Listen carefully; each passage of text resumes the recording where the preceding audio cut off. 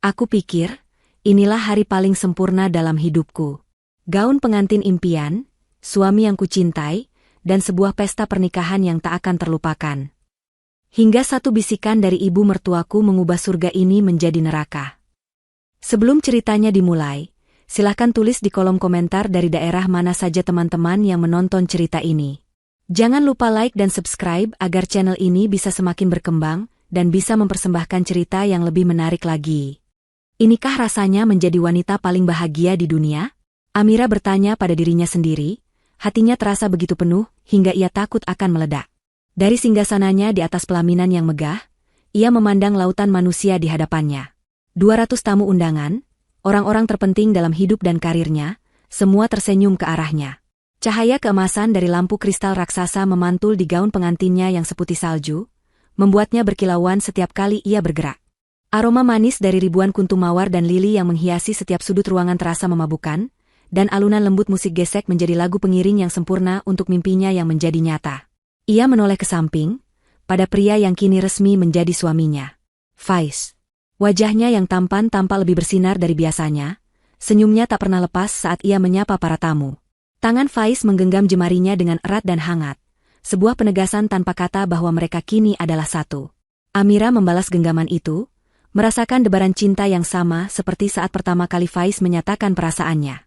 Pria ini adalah segalanya. Lembut, penuh perhatian, dan selalu mendukung setiap langkahnya. Faiz adalah pelabuhan yang ia cari setelah bertahun-tahun berlayar sendirian di samudra karir yang ganas.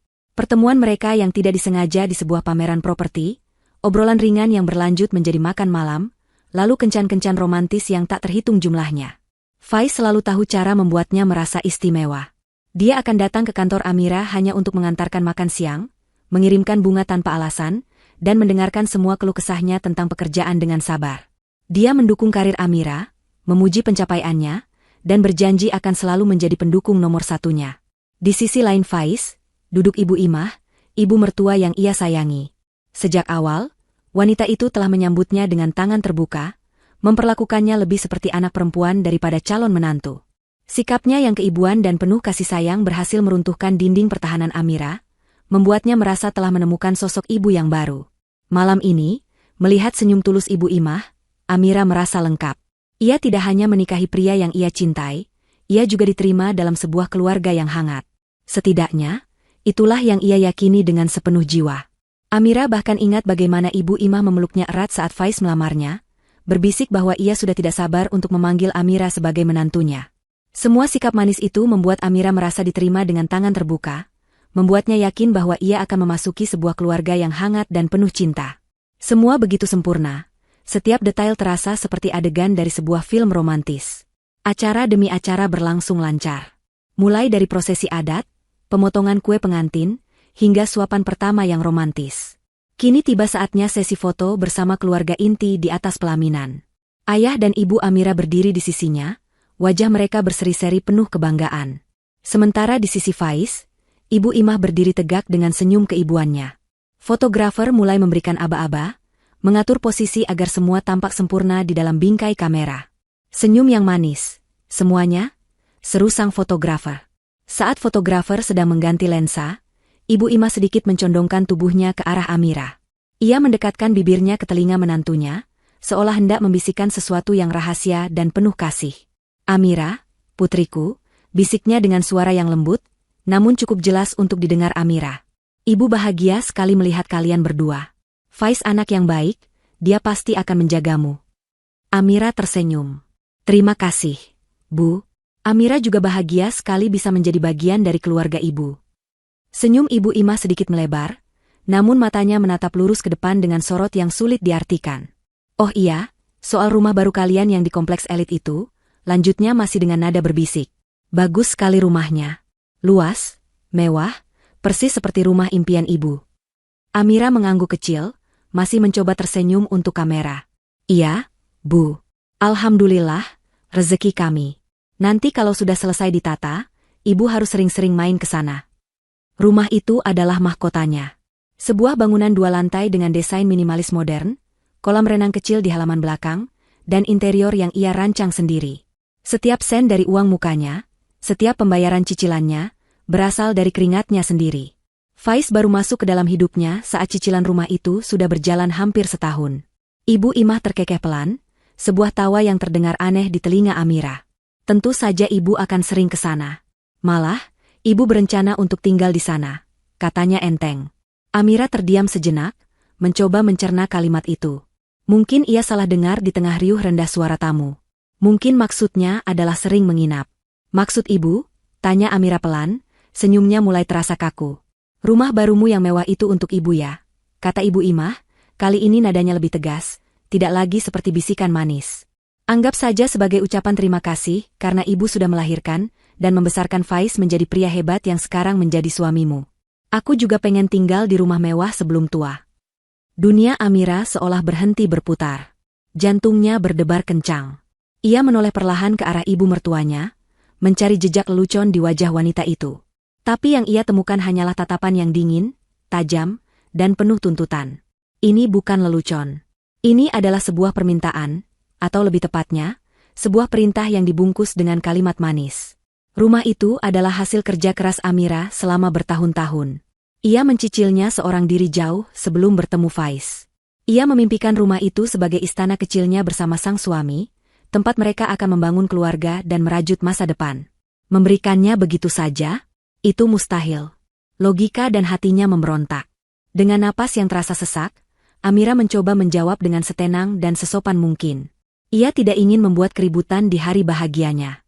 Maaf, Bu, jawabnya dengan suara bergetar namun jelas. Tidak bisa. Hanya 3 kata itu. 3 kata sederhana yang diucapkan dengan penuh penyesalan namun juga ketegasan. 3 kata yang ternyata menjadi pemicu sebuah ledakan dahsyat yang akan menghancurkan segalanya. Dalam sekejap, wajah keibuan Ibu Imah lenyap, digantikan oleh topeng amarah yang mengerikan. Matanya melotot, bibirnya yang berlipstik merah menipis membentuk garis lurus yang kejam. Senyumnya hilang tak berbekas. Apa katamu? Desisnya tajam, suaranya rendah namun penuh ancaman. Semua kepura-puraan manis yang selama ini ia tunjukkan seolah luruh dalam 1 detik.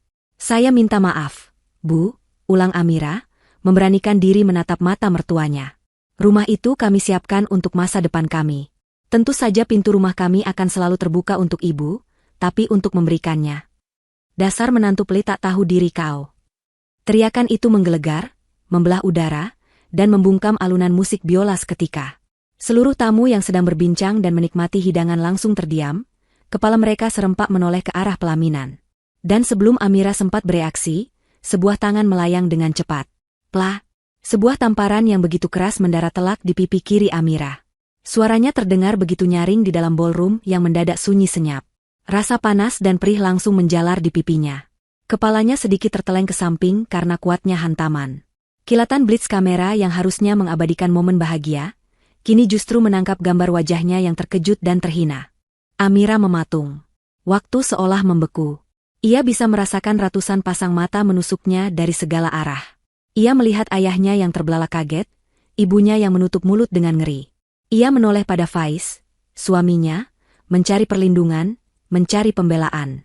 Namun Faiz hanya diam, wajahnya pucat pasi, menatap ibunya dengan ekspresi yang tak terbaca. Tidak ada pembelaan. Tidak ada perlindungan. Di tengah keheningan yang menyiksa itu, Amira hanya bisa berdiri diam. Rasa perih di pipinya tidak ada apa-apanya dibandingkan rasa sakit dan malu yang merobek-robek hatinya. Surga yang ia rasakan beberapa menit yang lalu, kini telah berubah menjadi neraka paling hina. Hari pernikahannya telah hancur. Mimpinya telah menjadi mimpi buruk. Dan semua itu terjadi di depan 200 tamu undangan yang kini menjadi saksi bisu atas kehancurannya. Keheningan yang memekakan telinga itu berlangsung selama beberapa detik yang terasa seperti selamanya. Suara tamparan Ibu Imah masih bergema di seluruh penjuru ruangan, menjadi satu-satunya bunyi yang mengisi kekosongan. Amira masih membeku di tempatnya, tangannya bahkan belum terangkat untuk menyentuh pipinya yang terasa terbakar. Ia bisa merasakan tatapan semua orang, tatapan kasihan, tatapan kaget, tatapan yang menghakimi. Bisik-bisik mulai terdengar seperti dengungan lebah, menyebar dari satu meja ke meja lain, menciptakan gelombang kegaduhan yang tertahan. Wajahnya terasa panas bukan hanya karena tamparan, tapi juga karena rasa malu yang luar biasa. Ia merasa telanjang di bawah tatapan ratusan orang. Faiz akhirnya bergerak. Namun, gerakannya bukanlah yang Amira harapkan. Ia tidak menghampiri Amira, tidak merengkuhnya, tidak menanyakan apakah ia baik-baik saja. Sebaliknya, Faiz justru mendekati ibunya. Ia memegang lengan Ibu Imah dengan lembut. "Ibu, tenang, Bu," katanya dengan suara pelan, seolah ibunya lah yang menjadi korban di sini. "Jangan emosi di sini, banyak orang." Hati Amirah hancur berkeping-keping untuk kedua kalinya dalam 1 menit. Pria yang baru beberapa jam lalu mengucapkan janji suci untuk melindunginya, kini lebih memilih menenangkan ibunya yang jelas-jelas telah menyerangnya. Pembelaan yang ia harapkan tidak pernah datang. Yang ada hanyalah pengkhianatan yang dingin dan nyata. Namun, alih-alih menenangkan situasi, kata-kata Faiz justru seolah menjadi bahan bakar bagi api amarah Ibu Imah. Wanita itu menepis tangan putranya. Ia menunjuk lurus ke wajah Amirah dengan jari gemetar. "Bagaimana ibu bisa tenang? Menantu macam apa dia ini? Baru jadi istri sehari sudah berani melawan mertua. Pelit, tidak tahu terima kasih. Aku yang melahirkan dan membesarkan suaminya, tapi dia begitu sombong dengan hartanya," cercanya dengan suara melengking. Setiap kata adalah sebuah belati yang menusuk langsung ke ulu hati Amirah. Ia dituduh sebagai menantu durhaka, padahal ia hanya mempertahankan haknya sendiri. "Kamu seharusnya jangan melawan ibu, sayang." Faiz menoleh pada Amirah, kata-katanya terdengar seperti sebuah nasihat, namun bagi Amirah itu adalah sebuah vonis. "Minta maaf saja sama ibu. Nanti soal rumah bisa kita bicarakan baik-baik." Minta maaf? Amirah tidak percaya dengan apa yang didengarnya. Ia yang ditampar, ia yang dihina di depan semua orang, dan sekarang ia yang harus minta maaf? Amirah menatap Faiz dengan nanar, mencari sosok pria yang ia cintai, tapi yang ia lihat hanyalah seorang anak mama yang penakut, yang tidak berani membela kebenaran istrinya sendiri. Mulut Amirah terbuka, ingin berteriak, ingin memaki, ingin membela diri. Tapi tidak ada suara yang keluar. Tenggorokannya tercekat oleh rasa sakit dan kekecewaan yang begitu dalam. Para tamu undangan saling berpandangan dengan canggung. Sebagian mulai berbisik lebih keras, sebagian lagi mengeluarkan ponsel mereka, mungkin untuk merekam drama yang tak terduga ini. Ayah Amirah, seorang pria parubaya yang biasanya tenang, wajahnya sudah memerah padam karena marah. Ia hendak melangkah naik ke pelaminan untuk melindungi putrinya, namun Ibu Amirah menahannya, menggelengkan kepala dengan mata berkaca-kaca, takut jika suaminya akan memperkeruh suasana. Situasi di atas panggung itu telah menjadi tontonan yang memalukan. Pesta pernikahan yang megah berubah menjadi sirkus yang menyedihkan. Tiba-tiba, di tengah kekacauan itu, suara derit pintu yang terbuka lebar menarik perhatian semua orang. Pintu utama ballroom yang tinggi dan megah itu terbuka dengan pelan, seolah memberikan jalan bagi seseorang yang sangat penting. Semua orang menoleh serempak ke arah pintu, menghentikan bisik-bisik mereka, penasaran dengan interupsi yang baru. Seorang wanita melangkah masuk. Ia mengenakan gaun malam berwarna merah menyala yang memeluk tubuhnya dengan sempurna. Rambut hitam panjangnya tergerai indah, dan setiap langkahnya memancarkan aura kepercayaan diri dan kekuasaan yang tak terbantahkan. Wajahnya cantik, dengan riasan yang tegas namun elegan. Ia tidak tampak terburu-buru. Ia melangkah dengan tenang, tatapan matanya yang tajam menyapu seluruh ruangan sebelum akhirnya berhenti dan terkunci pada 3 orang di atas pelaminan. Saat melihat wanita itu, wajah Ibu Imah dan Faiz berubah drastis. Wajah Ibu Imah yang tadi merah, karena marah kini menjadi pucat pasi seperti kertas. Matanya terbelalak ngeri. Faiz, yang berdiri di sampingnya, tampak seperti melihat hantu. Rahangnya mengeras, dan setitik keringat mulai muncul di pelipisnya. Reaksi mereka begitu kentara, begitu jujur, hingga semua orang di ruangan itu tahu bahwa kedatangan wanita ini bukanlah sebuah kebetulan. Wanita itu adalah Eva. Ia terus berjalan melintasi karpet merah yang tergelar di tengah ballroom, hak sepatunya beradu dengan lantai marmer, menciptakan bunyi ketukan yang ritmis dan menegangkan. Ia tidak mempedulikan tatapan ratusan tamu yang kini tertuju sepenuhnya padanya. Tujuannya hanya satu, pelaminan. Setibanya di depan pelaminan, ia berhenti. Ia menatap Amirah sejenak, tatapannya menyiratkan sesuatu yang sulit dibaca, mungkin simpati, mungkin juga sesuatu yang lain. Lalu, ia mengalihkan pandangannya pada Faiz, tatapannya berubah menjadi dingin dan menghunus. Dengan suara yang jernih dan kuat, cukup untuk didengar oleh semua orang di dalam ruangan yang sunyi itu, ia akhirnya angkat bicara. "Faiz," panggilnya, namanya menggema dengan jelas. "Jadi ini alasan kamu menghilang selama seminggu terakhir? Kamu memblokir nomorku dan tidak membalas pesanku untuk ini." Ia berhenti sejenak, membiarkan kata-katanya meresap. Lalu, kalimat berikutnya ia ucapkan dengan penekanan yang sinis dan menyakitkan. "Kamu menikah saat kita sedang sibuk mempersiapkan pernikahan kita sendiri. bagai petir yang menyambar di siang bolong. Pernyataan itu meledak di tengah keheningan, menciptakan gelombang kejut yang jauh lebih dahsyat daripada tamparan Ibu Imah. Para tamu terkesiap serempak. Ayah dan Ibu Amira menatap ngeri, tidak percaya. Dan Amira, yang mengira hatinya sudah tidak bisa lebih hancur lagi, merasakan dunianya benar-benar runtuh. Pernikahan kita? Wanita ini adalah tunangan Faiz? Jadi selama ini, semua ini, hanyalah sebuah kebohongan? Rasa sakit di pipinya kini tergantikan oleh rasa dingin yang menusuk hingga ke tulang. Ia menatap Faiz, pria yang baru saja menjadi suaminya, dan untuk pertama kalinya, ia melihatnya sebagai orang yang sama sekali asing. Seorang penipu. Pernyataan Eva menggantung di udara, lebih tajam dan lebih mematikan daripada pisau. Kamu menikah saat kita sedang sibuk mempersiapkan pernikahan kita sendiri.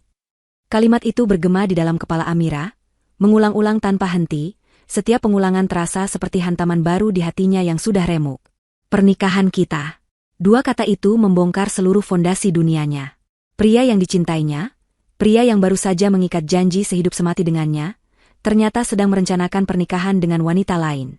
Semua kenangan manis, semua kata-kata cinta, semua janji masa depan, kini terasa seperti racun yang menjalar di pembuluh darahnya. Ruangan yang tadinya hanya diisi bisik-bisik kini meledak dalam kegemparan. Para tamu tidak lagi menahan diri. Suara-suara kaget dan gumaman tak percaya terdengar dari segala penjuru. Faiz berdiri terpaku, wajahnya seputih kapas, bibirnya terbuka sedikit seolah ingin menyangkal, tetapi tidak ada suara yang mampu ia keluarkan. Ibu Imah, yang beberapa saat lalu begitu beringas, kini tampak seperti balon yang kempes. Wajah angkuhnya lenyap, digantikan oleh kepanikan murni. Ia menatap Eva dengan mata terbelalak, seolah melihat mimpi terburuknya menjadi kenyataan. Eva, sang badai itu sendiri, tampak sama sekali tidak terpengaruh oleh kekacauan yang ia ciptakan. Ia tetap tenang dan terkendali. Dengan gerakan yang anggun, ia mengeluarkan sebuah tablet tipis dari tas tangannya yang mungil.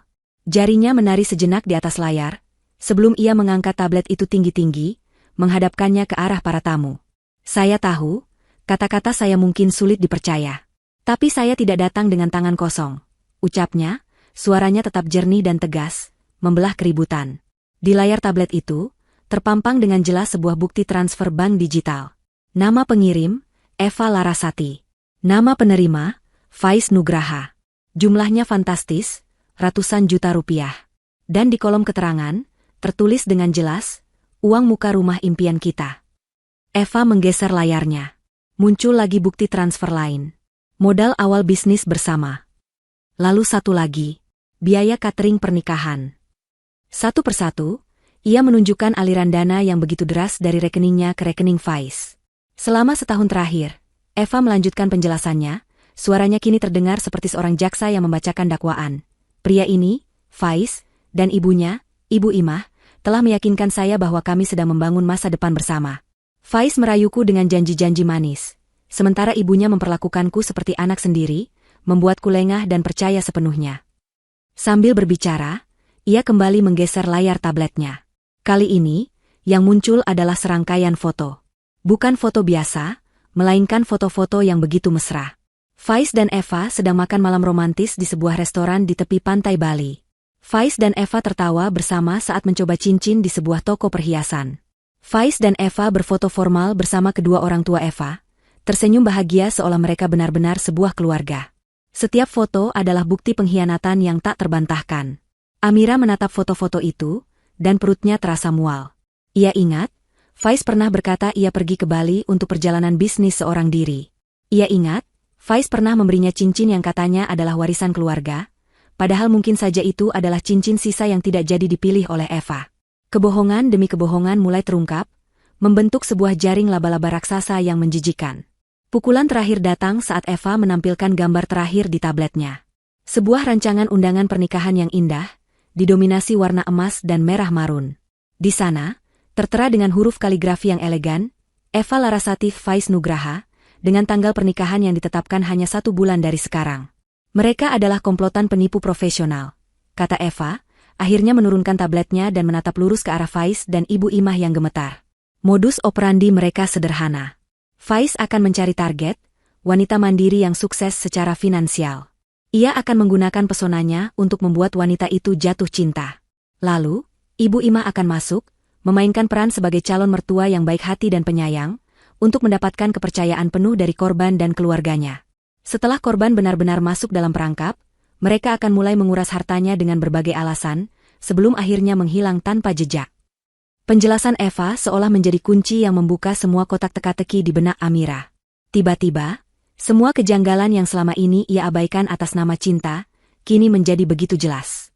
Ia teringat bagaimana Faiz pernah meminjam uang dalam jumlah besar dengan alasan bibinya di kampung sakit keras, sebuah cerita yang kini ia ragukan kebenarannya. Ia teringat bagaimana Faiz begitu ngotot ingin namanya dimasukkan ke dalam sertifikat rumah yang Amira beli dengan uangnya sendiri, dengan dalih, agar terasa seperti milik kita bersama.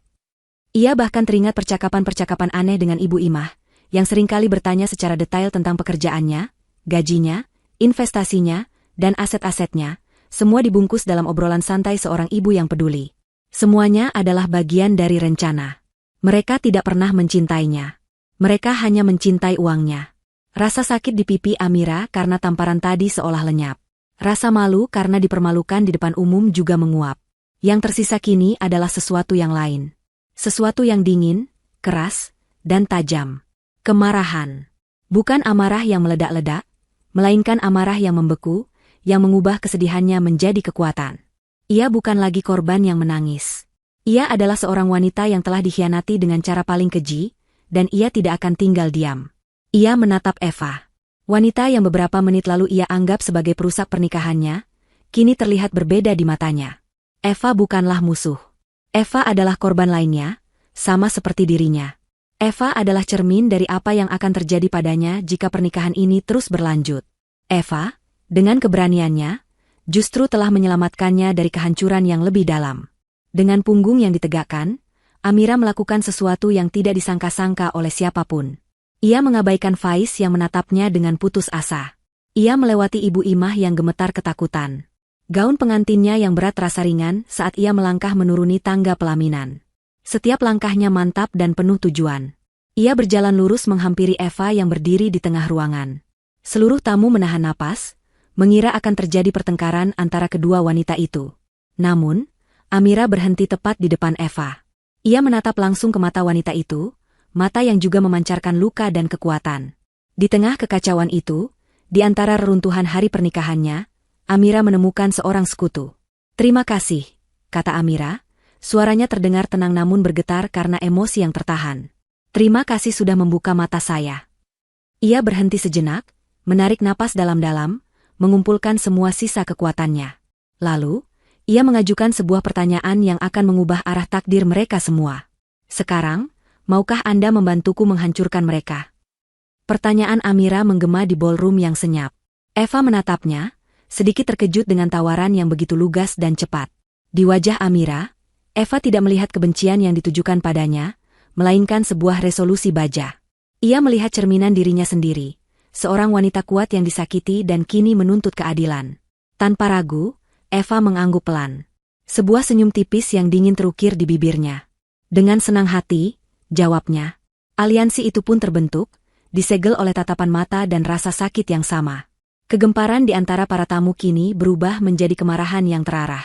Keluarga besar Amira, yang tadinya hanya bisa menatap ngeri, kini bangkit.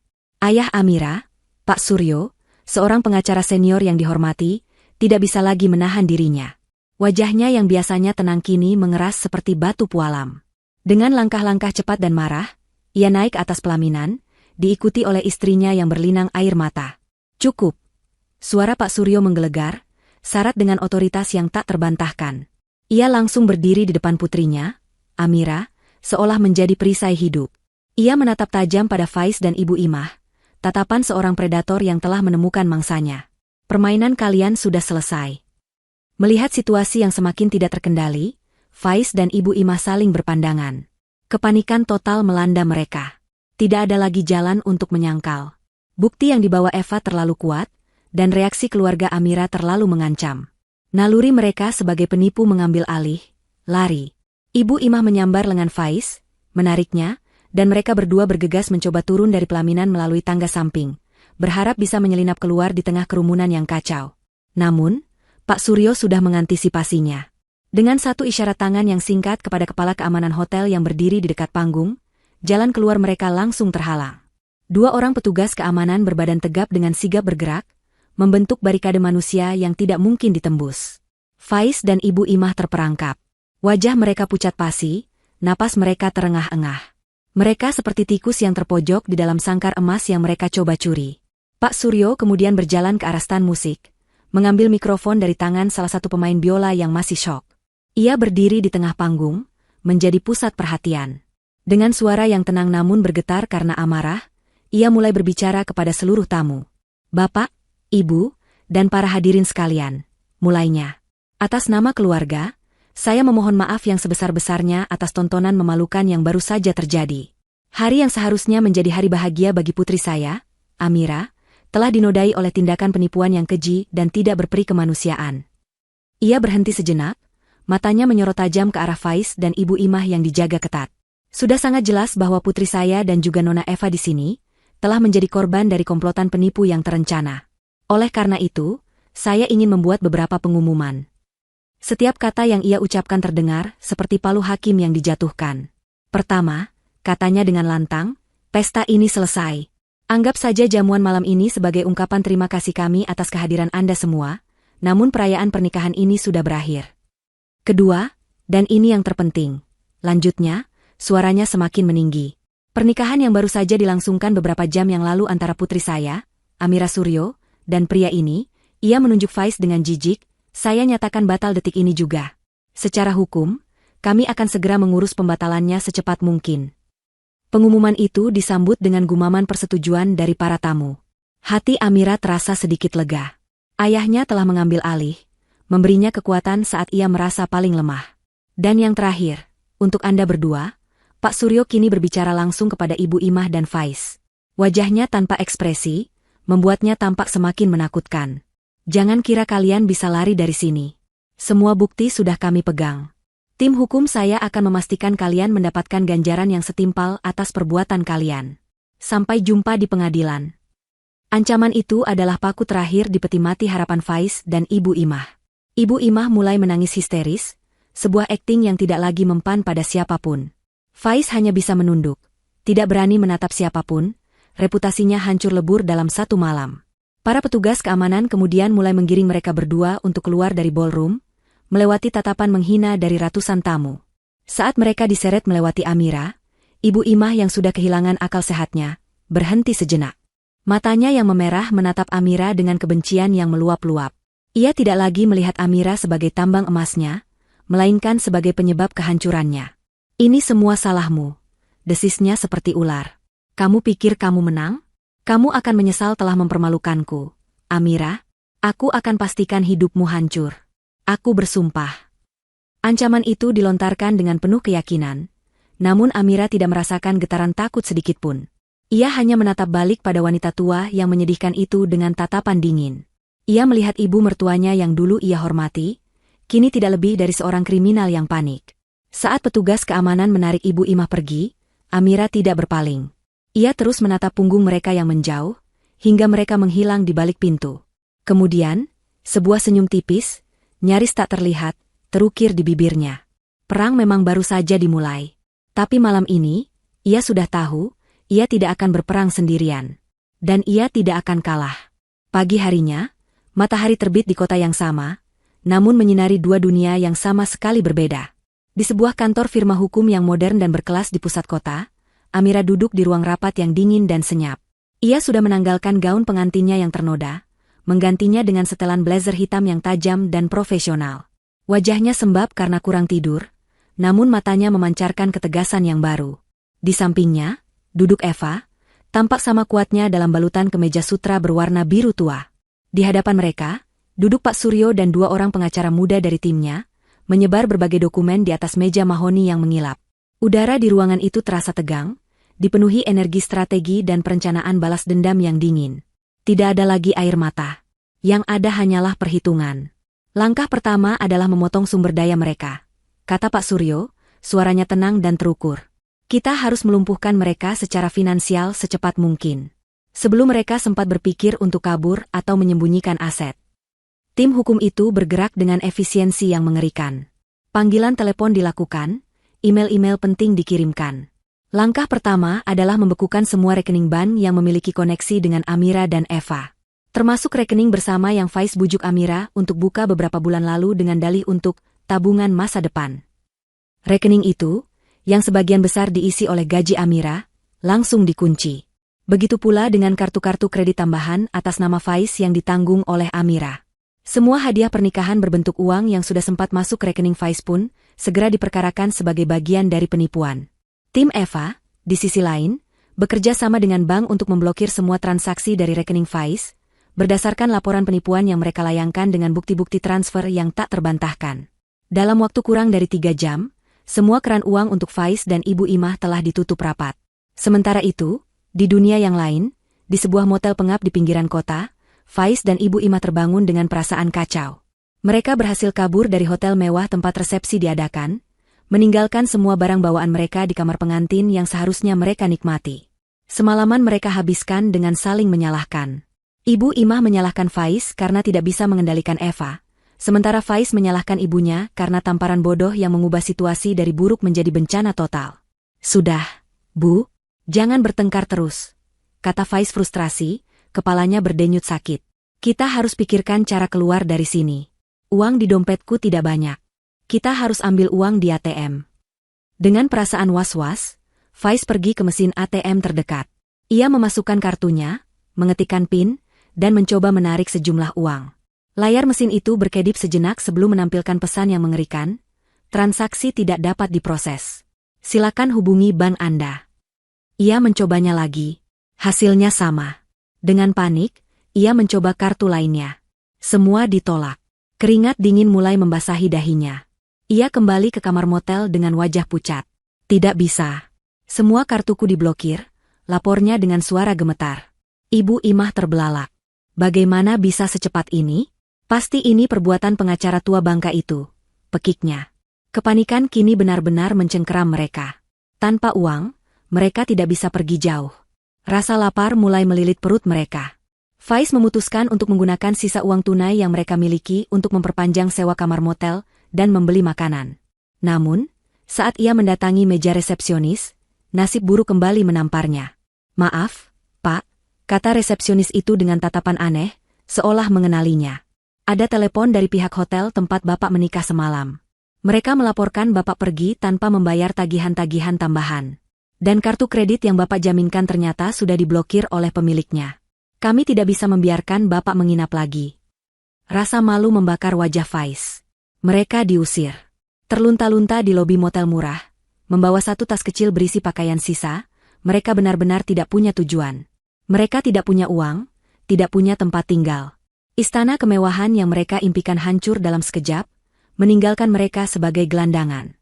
Faiz meraih ponselnya, mencoba menghubungi beberapa teman yang mungkin bisa meminjamkannya uang. Namun sebagian besar panggilannya tidak dijawab. Mungkin berita tentang skandal pernikahannya sudah mulai menyebar. Di tengah keputusasaan,nya, sebuah notifikasi email masuk ke ponselnya. Email itu berasal dari Departemen HRD perusahaannya, sebuah perusahaan investasi tempat ia membangun citra sebagai seorang profesional muda yang cemerlang untuk menjerat mangsanya. Dengan tangan gemetar, Faiz membuka email itu. Jantungnya serasa berhenti berdetak saat membaca baris subjeknya, pemberitahuan pemutusan hubungan kerja. Isi email itu singkat dan brutal. Mengingat skandal yang mencoreng nama baik perusahaan dan tuduhan penipuan yang sedang diarahkan kepadanya, perusahaan memutuskan untuk memberhentikannya secara tidak hormat, efektif segera. Reputasi yang ia bangun dengan susah payah untuk menipu kini telah berbalik menghancurkan sumber penghasilannya sendiri. Ponsel itu terlepas dari genggamannya, jatuh ke lantai dengan bunyi yang memilukan. Faiz terduduk lemas di kursi lobi yang kotor. Hancur. Dalam waktu kurang dari 24 jam, ia telah kehilangan segalanya. Jika pemblokiran aset adalah serangan senyap yang melumpuhkan, maka serangan berikutnya adalah ledakan bom yang menghancurkan reputasi mereka di mata publik. Amira dan Eva tahu betul bahwa di zaman sekarang, pengadilan paling kejam dan paling cepat bukanlah pengadilan hukum, melainkan pengadilan media sosial. Dan mereka memutuskan untuk menjadi hakim sekaligus jaksa dalam persidangan itu. Semua berawal dari sebuah video berdurasi 30 detik. Rekaman itu diambil dari ponsel salah satu tamu undangan, kualitasnya sedikit goyang, namun gambarnya sangat jelas. Video itu menangkap momen paling dramatis malam itu, wajah angku Ibu Imah yang berteriak, "Dasar menantu pelit tak tahu diri kau." diikuti dengan gerakan tangannya yang cepat dan tamparan keras yang mendarat di pipi Amira. Suara, plak, yang nyaring terdengar begitu nyata, disusul oleh keheningan total dari seluruh ruangan. Video itu berakhir dengan gambar wajah Amira yang terkejut dan terhina. Atas arahan tim Eva yang sudah ahli dalam strategi media, video itu bocor secara anonim ke beberapa akun gosip besar di Instagram dan Twitter. Mereka tidak hanya mengirimkan video itu. Mereka juga melengkapinya dengan narasi singkat yang memihak Amira, pengantin wanita di TAM 4R mertua di pelaminan, hanya karena menolak memberikan rumah pribadinya. Dalam hitungan jam, video itu meledak. Jutaan orang menontonnya. Ribuan komentar membanjiri kolom-kolomnya. Netizen dari seluruh negeri seolah bersatu dalam kemarahan mereka. Cacian, makian, dan kutukan ditujukan tanpa ampun kepada Ibu Imah. Sebuah tagar lahir dan langsung menjadi trending topik nomor 1, mertua monster. Wajah Ibu Imah yang sedang marah kini terpampang di mana-mana, menjadi meme, menjadi simbol keserakahan dan kekejaman seorang mertua. Namun, Amira dan Eva tidak berhenti di situ. Mereka ingin publik tahu bahwa ini bukan sekadar drama keluarga biasa. Ini adalah kasus penipuan. Tim Eva kemudian secara strategis membocorkan informasi tambahan kepada portal-portal berita online. Kisah lengkap Faiz dan Ibu Imah sebagai komplotan penipu, kesaksian Eva, bukti-bukti transfer, foto-foto mesra, bahkan rancangan undangan pernikahan Eva dan Faiz, semuanya disajikan kepada publik. Berita itu menjadi bola salju yang semakin besar, menggulung Faiz dan Ibu Imah di dalamnya tanpa ampun. Kini, Faiz tidak hanya dicap sebagai anak mama, tapi juga sebagai penipu ulung. Dampak dari teror media sosial ini begitu cepat dan brutal. Faiz dan Ibu Imah tidak bisa lagi bersembunyi. Saat mereka mencoba makan di sebuah warung kecil dengan sisa uang tunai terakhir mereka, pemilik warung mengenali wajah mereka dan dengan ketus mengusir mereka pergi. "Saya tidak mau warung saya sial karena melayani penipu seperti kalian," bentaknya. Puncaknya terjadi pada Ibu Imah. Setelah berhari-hari bersembunyi di motel murah lain yang berhasil mereka bayar secara tunai, ia merasa jenuh. Dengan naifnya, ia berpikir bisa menyamar dengan mengenakan kacamata hitam besar dan kerudung, lalu pergi ke pasar tradisional untuk membeli sedikit kebutuhan. Ia merindukan aktivitas normal, merindukan perasaan dihormati yang dulu selalu ia dapatkan. Namun, di tengah keramaian pasar, suaranya yang khas saat menawar harga sayuran dikenali oleh seorang ibu-ibu penjual di sebelahnya. "Loh, ini kan ibu yang di video itu?" Yang tampar menantunya, celetuknya dengan suara keras. Seketika, semua aktivitas di sekitar mereka berhenti.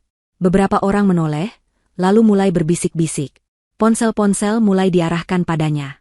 Wajah Ibu Imah pucat pasi di balik kacamata hitamnya. Ia mencoba bergegas pergi, namun kerumunan kecil sudah terbentuk di sekelilingnya. "Wah, benar dia orangnya.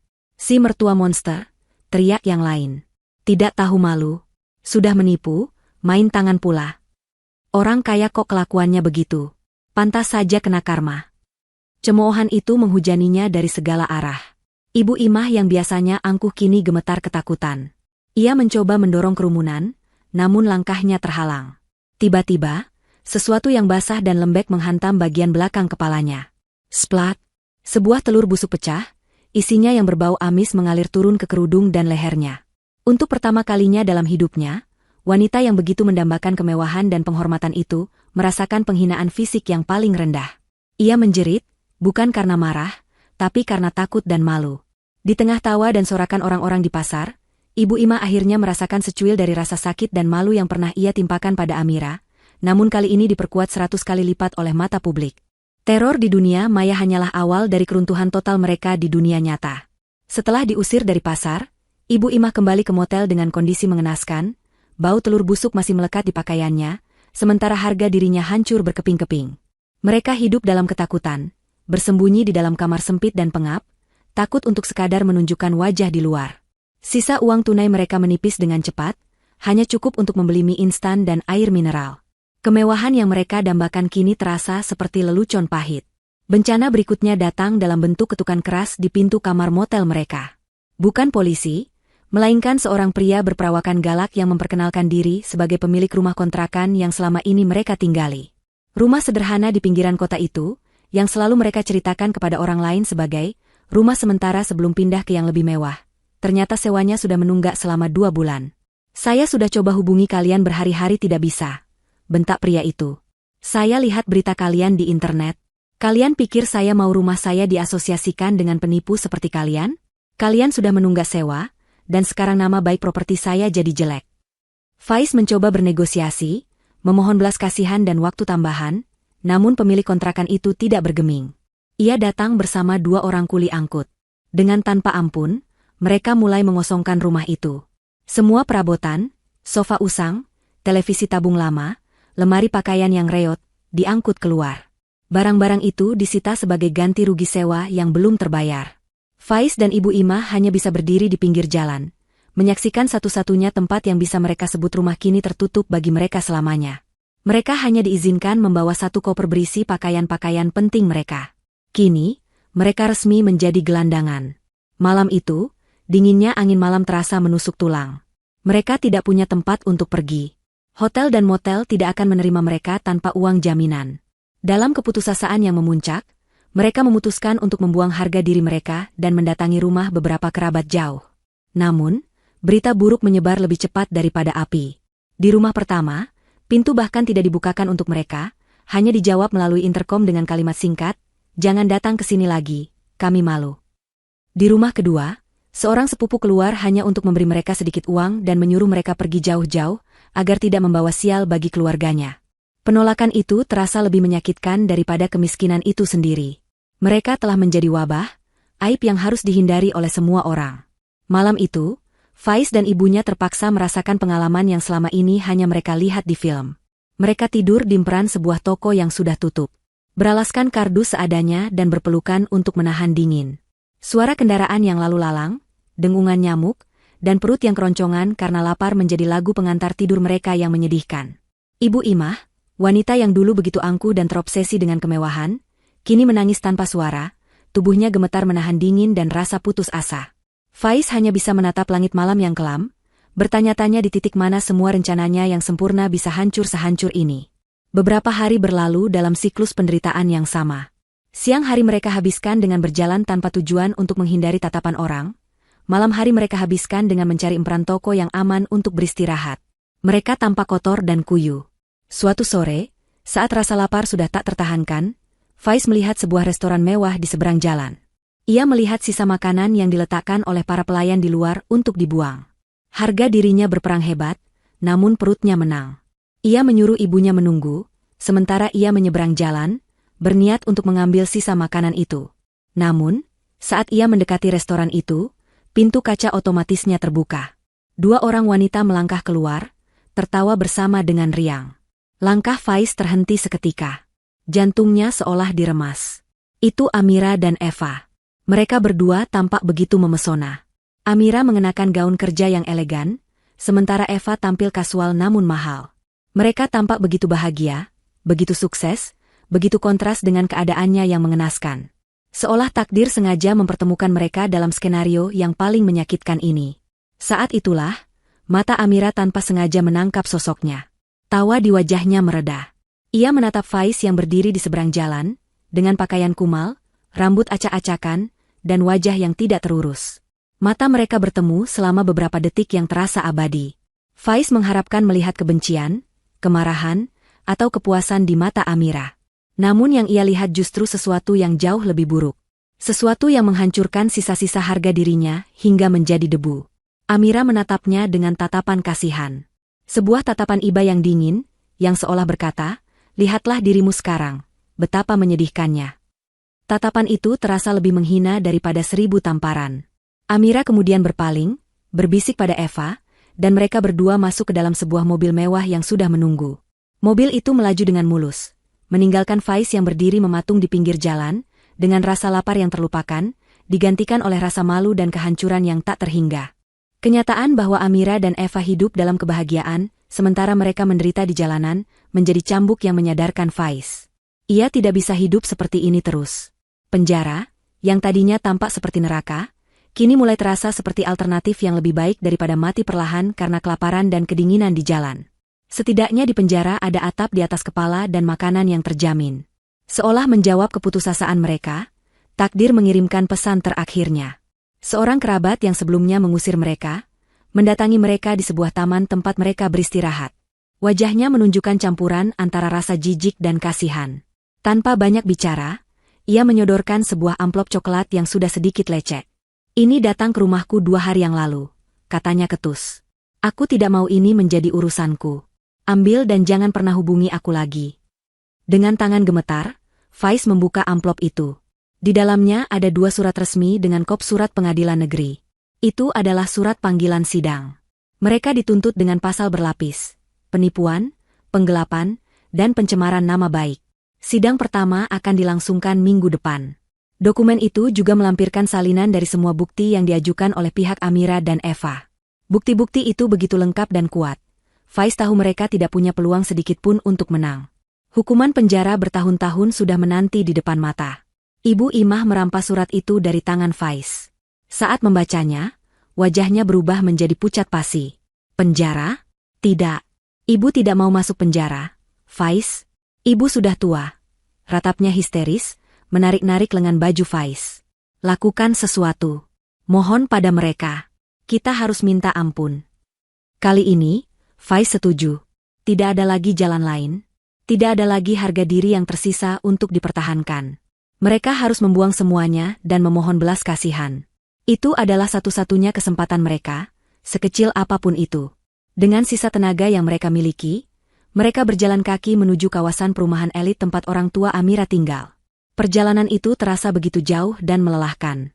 Hujan mulai turun, awalnya hanya gerimis, namun dengan cepat berubah menjadi hujan deras yang mengguyur tubuh mereka hingga basah kuyup.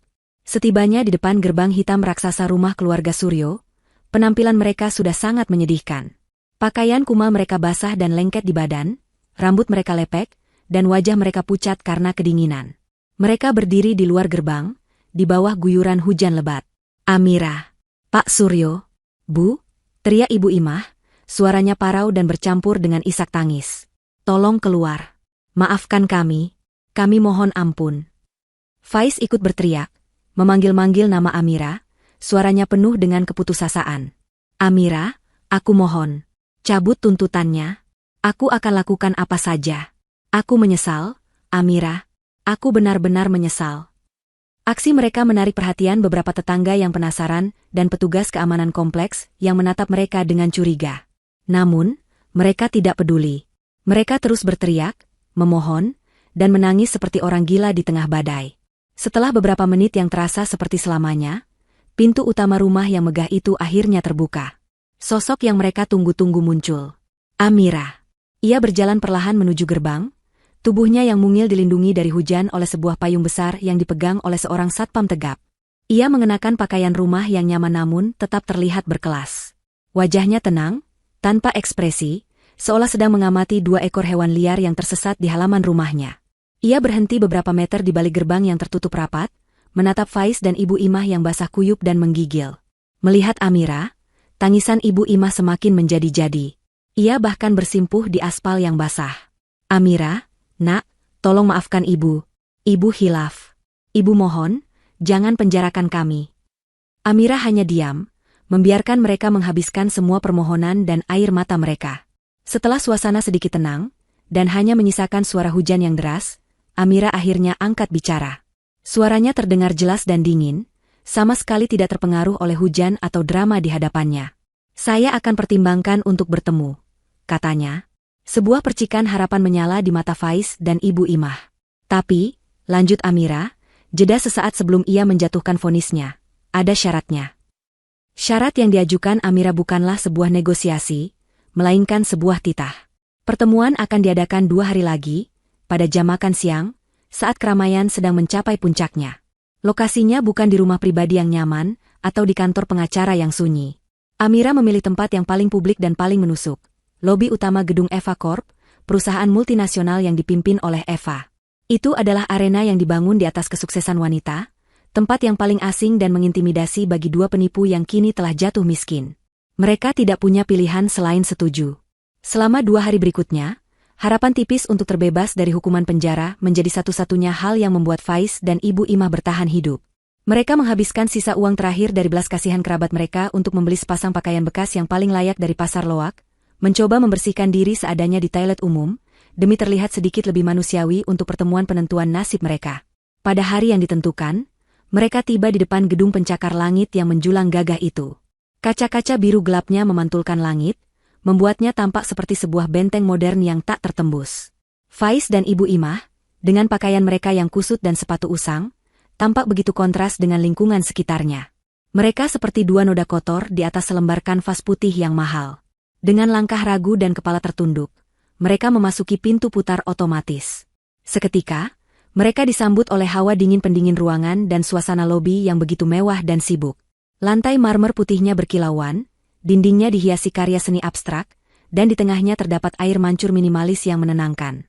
Para karyawan berlalu lalang dengan setelan kerja yang rapi dan langkah yang percaya diri, melirik sekilas ke arah mereka dengan tatapan aneh dan bertanya-tanya. Di tengah lobi yang luas itu, di area tunggu yang dilengkapi dengan sofa kulit berwarna krem yang mewah, dua sosok ratu telah menanti mereka. Amira dan Eva duduk berdampingan dengan postur yang anggun dan berkuasa. Amira mengenakan gaun selutut berwarna merah marun yang tegas, sementara Eva memilih setelan celana panjang berwarna putih gading yang tajam. Keduanya tampak tenang, riasan wajah mereka sempurna, dan aura mereka memancarkan dominasi mutlak. Mereka tidak terlihat seperti korban yang sedang menunggu permintaan maaf. Mereka terlihat seperti dua eksekutor yang siap menjatuhkan hukuman. Faiz dan Ibu Imah mendekat dengan langkah gemetar, merasa semakin kecil dan hina di setiap langkah yang mereka ambil. Mereka berhenti beberapa meter di depan sofa, tidak berani mendekat lebih jauh, berdiri canggung seperti dua pesakitan yang menunggu vonis. Amira tidak langsung berbicara. Ia menyesap pelan cangkir teh di hadapannya, matanya menatap Faiz dan Ibu Imah dari atas ke bawah, sebuah tatapan dingin yang menilai penampilan mereka yang menyedihkan. Keheningan itu terasa menyiksa, disaksikan oleh puluhan pasang mata karyawan dan tamu yang pura-pura sibuk namun jelas-jelas mencuri pandang ke arah drama yang sedang berlangsung.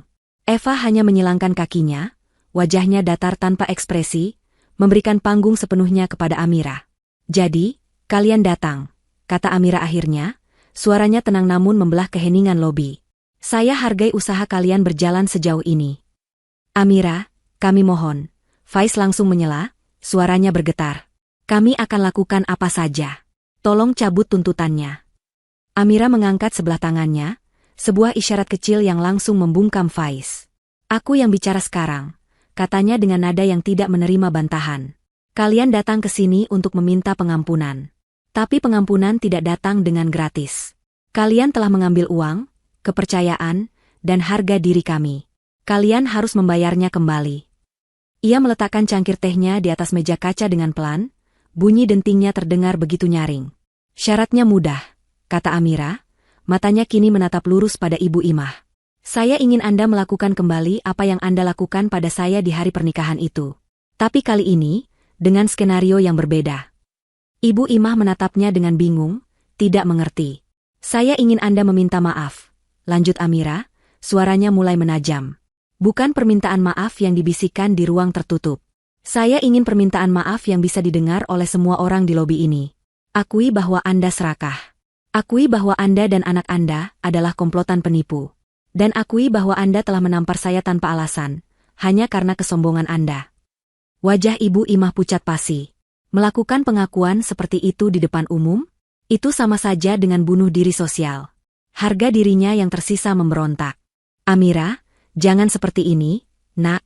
Itu terlalu memalukan," potong Amira dengan cepat, senyum sinis tersungging di bibirnya.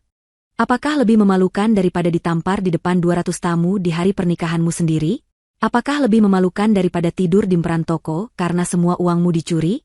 Pikirkan baik-baik, Bu Imah. Ini adalah tawaran terakhir." Amira melirik jam tangan mewahnya. Pilihannya sederhana, 5 menit rasa malu di sini, atau 5 tahun, mungkin lebih, rasa malu di dalam penjara. Ancaman itu menghantam mereka seperti bogem mentah. Bayangan tentang sel penjara yang sempit, dingin, dan penuh dengan kriminal lain langsung terlintas di benak Ibu Imah.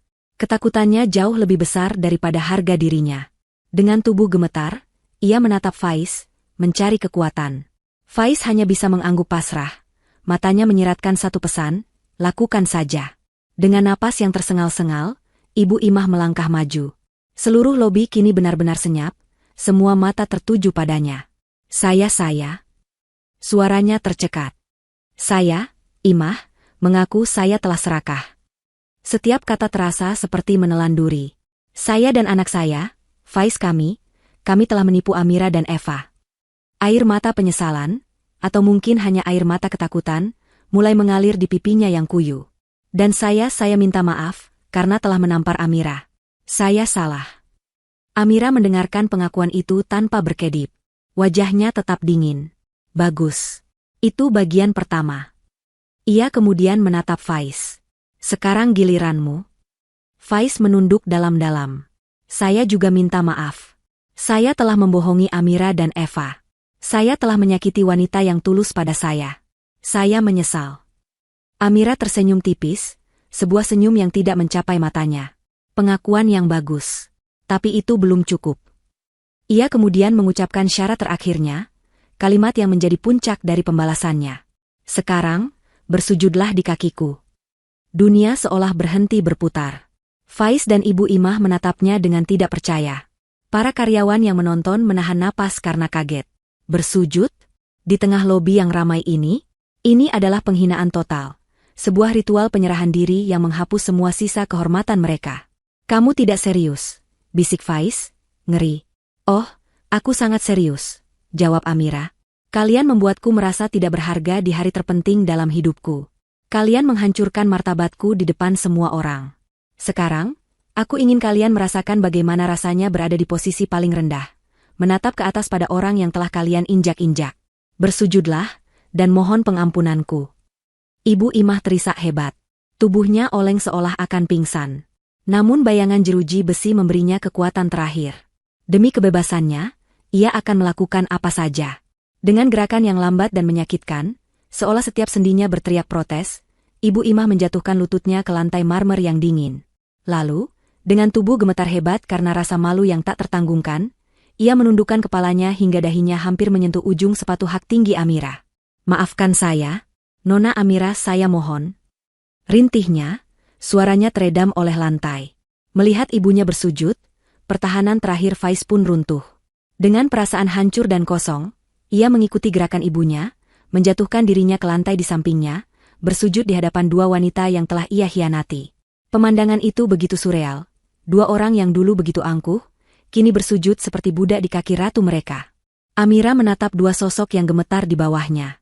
Ia tidak merasakan kemenangan yang meledak-ledak. Ia hanya merasakan ketenangan yang dingin. Keadilan telah ditegakkan dengan caranya sendiri. Ia mengeluarkan ponselnya. Dengan gerakan yang disengaja, ia membuka kamera dan mulai merekam momen itu.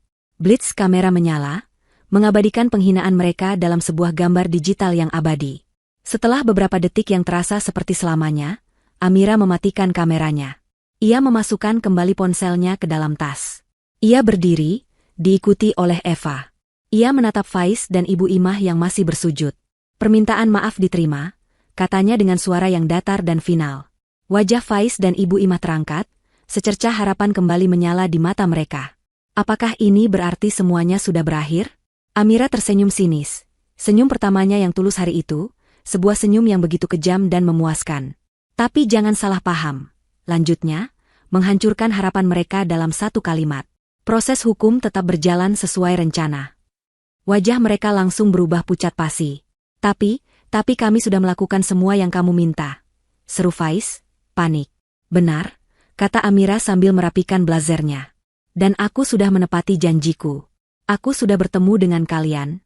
Aku sudah mendengarkan permintaan maaf kalian. Aku tidak pernah berjanji akan mencabut tuntutannya. Ia menepuk tasnya yang berisi ponsel. Video ini?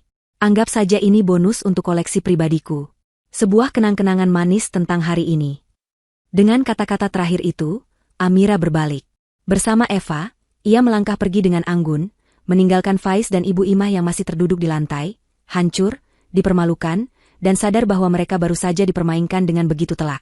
Mereka tidak hanya akan masuk penjara, tetapi mereka akan masuk penjara setelah harga diri mereka dilucuti habis-habisan di depan dunia. Sidang pengadilan itu berjalan singkat. Pihak Faiz dan Ibu Imah tidak memiliki pembelaan yang berarti.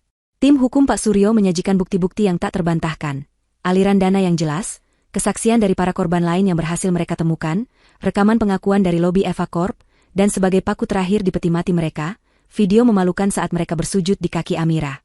Video itu, meskipun tidak terlalu relevan secara hukum, sukses menghancurkan kredibilitas mereka di mata hakim dan juri. Video itu menunjukkan dengan jelas siapa yang berada di posisi berkuasa, dan siapa yang bersalah. Putusan hakim dibacakan dengan tegas. Faiz dan Ibu Imah divonis bersalah atas semua dakwaan dan dijatuhi hukuman penjara masing-masing selama 7 dan 5 tahun, ditambah dengan kewajiban untuk mengembalikan semua kerugian materi yang diderita oleh Eva. Harta mereka yang tersisa, yang ternyata tidak seberapa, disita oleh negara. Saat palu hakim diketuk, Ibu Imah jatuh pingsan, sementara Faiz hanya bisa menatap kosong ke depan, menerima nasibnya yang kelam. Keadilan hukum telah ditegakkan. 1 tahun kemudian, langit senja memancarkan warna oranye keemasan, cahayanya memantul di jendela-jendela kaca sebuah gria tawang, penthouse, mewah di jantung kota. Amira berdiri di balkonnya yang luas, menatap hamparan lampu kota yang mulai berkelip seperti permata. Di tangannya, ia memegang segelas jus jeruk dingin. Apartemen ini adalah miliknya. Miliknya seorang. Dibeli lunas dengan bonus besar yang ia terima dari hasil kerja kerasnya, dan tentu saja, dari sebagian keuntungan bisnis barunya. Sebuah bisnis yang ia bangun dari nol bersama sahabat terbaiknya, Eva. Hubungan mereka, yang lahir dari pengkhianatan dan rasa sakit, telah tumbuh menjadi persahabatan dan kemitraan yang luar biasa kuat.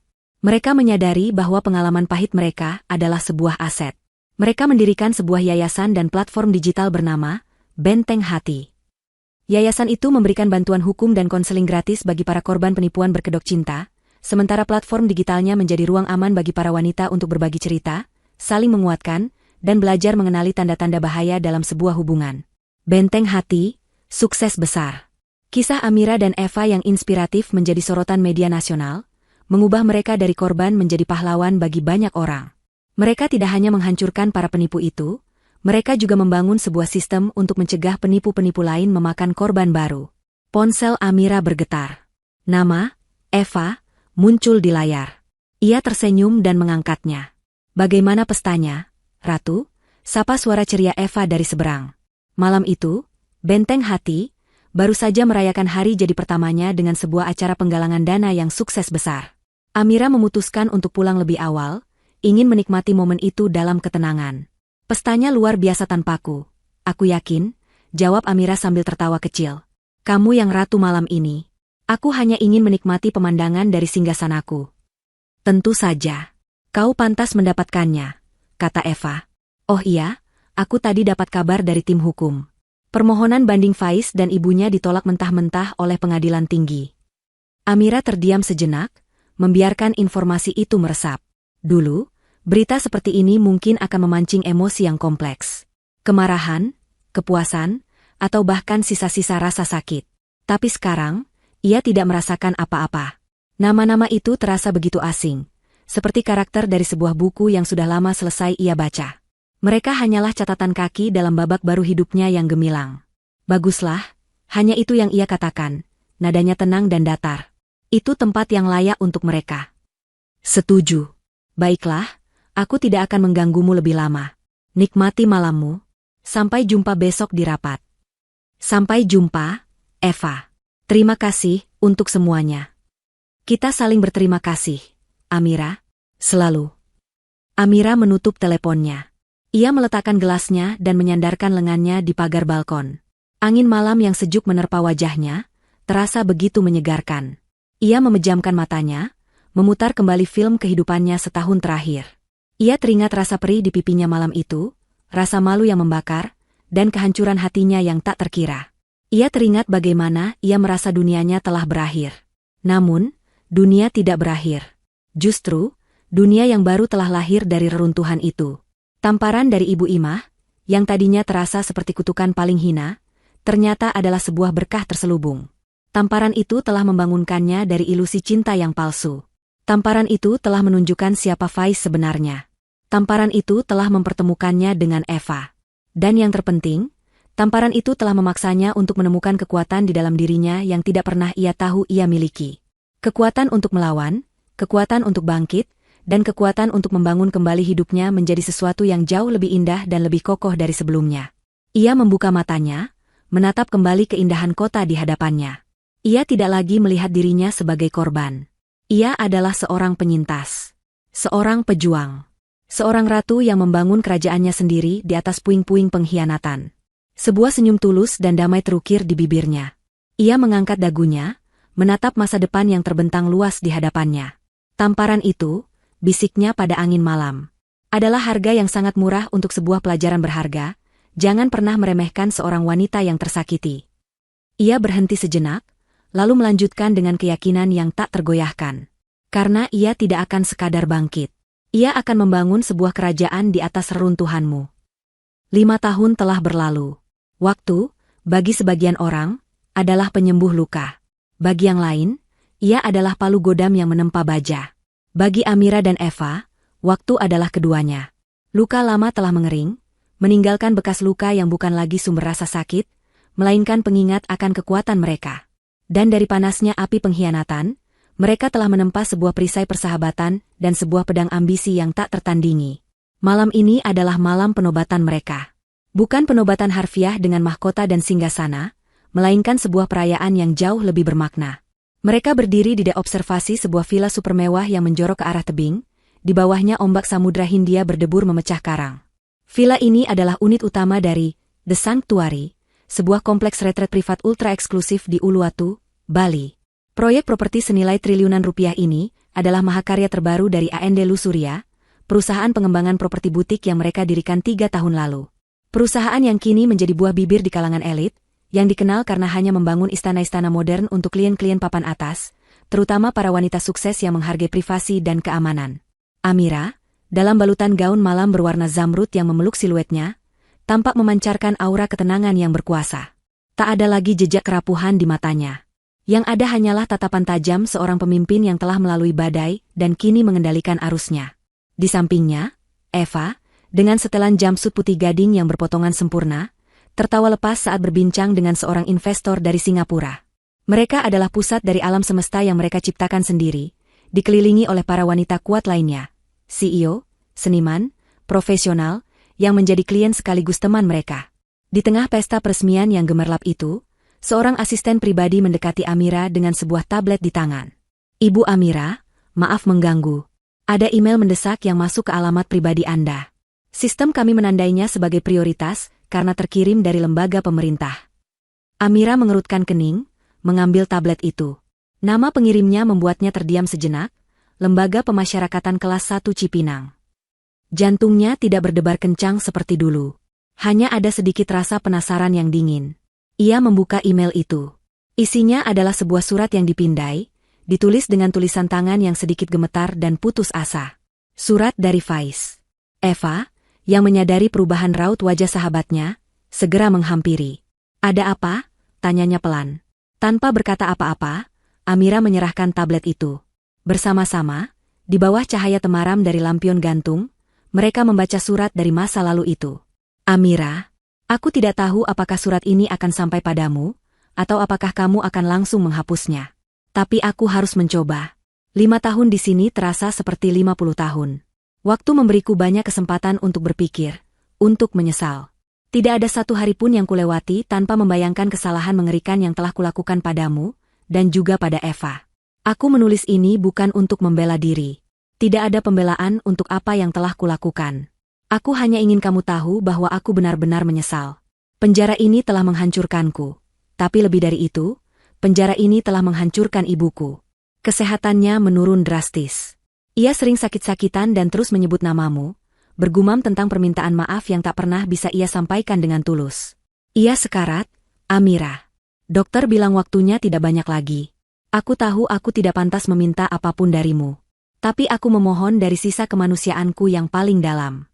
Aku akan segera mendapatkan pembebasan bersyarat karena berkelakuan baik.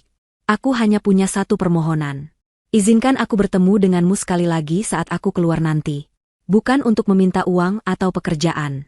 Hanya untuk meminta maaf secara langsung, dengan benar, tanpa ada paksaan. Dan mungkin, jika hatimu tergerak, maukah kamu menulis surat rekomendasi singkat yang menyatakan bahwa masalah di antara kita telah selesai? Itu akan sangat membantu proses pembebasanku dan memberiku kesempatan untuk menemani sisa hidup ibuku di luar tembok ini. Kamu selalu menjadi wanita yang baik hati, Amira. Jangan biarkan apa yang kami lakukan mengubah hal itu. Aku mohon, pertimbangkanlah. Hormatku, Faiz. Setelah selesai membaca, Eva mendengus pelan, sebuah suara cemoohan yang dingin. Masih sama. Tetap seorang manipulator sampai akhir. Menggunakan ibunya yang sekarat sebagai umpan, dan mencoba memancing rasa kasihanmu. Kamu selalu menjadi wanita yang baik hati. Sungguh menjijikkan. Amira mengambil kembali tablet itu. Ia menatap surat digital itu selama beberapa saat, wajahnya tanpa ekspresi. Kebaikan hatinya, yang dulu dianggap Faiz sebagai kelemahan yang bisa dieksploitasi, kini telah ditempa menjadi baja kebijaksanaan. Kebaikan hatinya kini ia berikan hanya kepada mereka yang pantas menerimanya. Dengan satu gerakan tenang, jarinya menekan tombol, hapus. Tandai alamat email ini sebagai spam permanen, perintahnya pada asistennya. Saya tidak ingin menerima apapun lagi dari sumber ini. Baik, Bu. Sang asisten mengambil tablet itu dan berlalu. Eva menatapnya, senyum puas tersungging di bibirnya. Keputusan yang tepat. Itu bukan keputusan, Eva, sahut Amira pelan, matanya kembali menatap lautan yang gelap. Itu adalah penutupan. Cerita mereka sudah tidak relevan lagi dalam hidup kita. Mereka adalah hantu, dan kita tidak perlu berbicara dengan hantu. Malam itu, setelah para tamu terakhir pulang, Amira dan Eva tidak langsung beristirahat. Ada satu tempat lagi yang harus mereka kunjungi. Dengan mobil, mereka menyusuri jalanan Bali yang sepi, menuju sebuah area perumahan yang lebih tua. Mereka berhenti di depan sebuah rumah. Rumah 2 lantai dengan desain minimalis modern yang kini tampak sedikit usang di bawah cahaya bulan. Rumah yang menjadi pemicu segalanya. Amira tidak pernah menjual rumah itu. Ia juga tidak pernah tinggal di dalamnya. Kenangannya terlalu beracun. Sebaliknya, setelah semua kekacauan itu berakhir, ia dan Eva mengubah rumah itu menjadi sesuatu yang lain. Mereka merenovasi interiornya, merobohkan sekat-sekat kamar, dan mengubahnya menjadi kantor pertama A&D Lusuria. Di tempat yang seharusnya menjadi kamar tidur utama mereka, kini berdiri sebuah meja rapat besar. Di taman belakang yang harusnya menjadi tempat bersantai keluarga, kini terpasang papan tulis besar berisi strategi bisnis dan cetak biru proyek. Rumah itu bukan lagi simbol mimpi yang hancur. Ia telah diubah menjadi monumen kemenangan mereka. Sebuah pengingat abadi bahwa dari titik terendah sekalipun, sebuah kerajaan bisa dibangun. Mereka masuk menggunakan kunci digital. Udara di dalamnya terasa sejuk dan beraroma kopi sisa rapat sore tadi. Mereka berjalan dalam diam, langkah kaki mereka menggema di ruangan yang kosong. Kau ingat pertama kali kita kesini bersama? Bisik Eva, berdiri di tengah ruang tamu yang kini menjadi area kerja terbuka. Saat itu kita membawa setumpuk dokumen hukum, bukan contoh marmer. Amira tersenyum tipis. Aku ingat. Saat itu aku masih sering menangis di malam hari. Aku merasa begitu bodoh, begitu hancur. Lihatlah kita sekarang, kata Eva, menyandarkan tubuhnya di pilar. Membangun surga-surga kecil untuk orang lain, sementara kita lahir dari neraka. Amira berjalan ke arah jendela besar yang menghadap ke jalan. Ia menatap keluar, ke malam yang sunyi. Kau tahu, katanya setelah hening sejenak, aku kadang berpikir tentang tamparan itu. Selama bertahun-tahun, aku melihatnya sebagai sebuah kutukan. Sebuah penghinaan. Tapi sekarang, aku melihatnya secara berbeda. Ia berbalik menghadap Eva. Tamparan itu bukanlah akhir dari duniaku. Itu adalah lonceng alarm yang paling keras. Itu adalah tamparan yang membangunkanku dari tidur panjangku yang naif.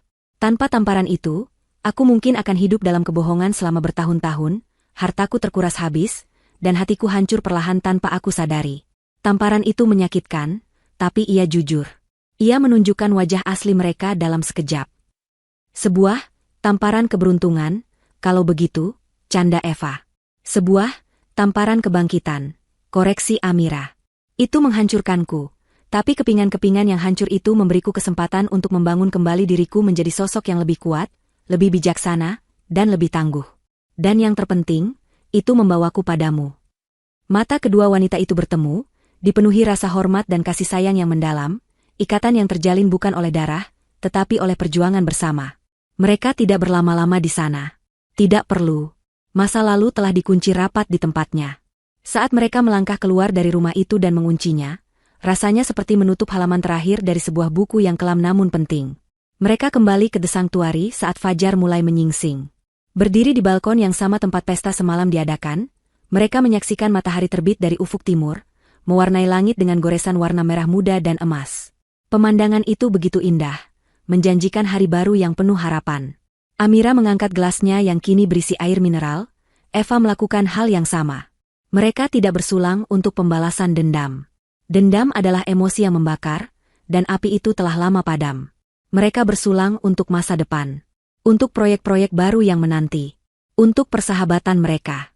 Untuk kehidupan yang mereka rebut kembali dengan tangan mereka sendiri. Untuk para ratu, kata Eva sambil tersenyum. Untuk kerajaan yang kita bangun, balas Amira. Mereka meminum air di gelas mereka, merasakan kesejukan yang menjalar. Mereka telah menghadapi monster dan keluar sebagai pemenang, bukan dengan menjadi monster itu sendiri, tetapi dengan menjadi kekuatan alam yang tak terhentikan. Mereka tidak hanya selamat dari badai yang mencoba menenggelamkan mereka. Mereka telah belajar cara menunggangi petirnya.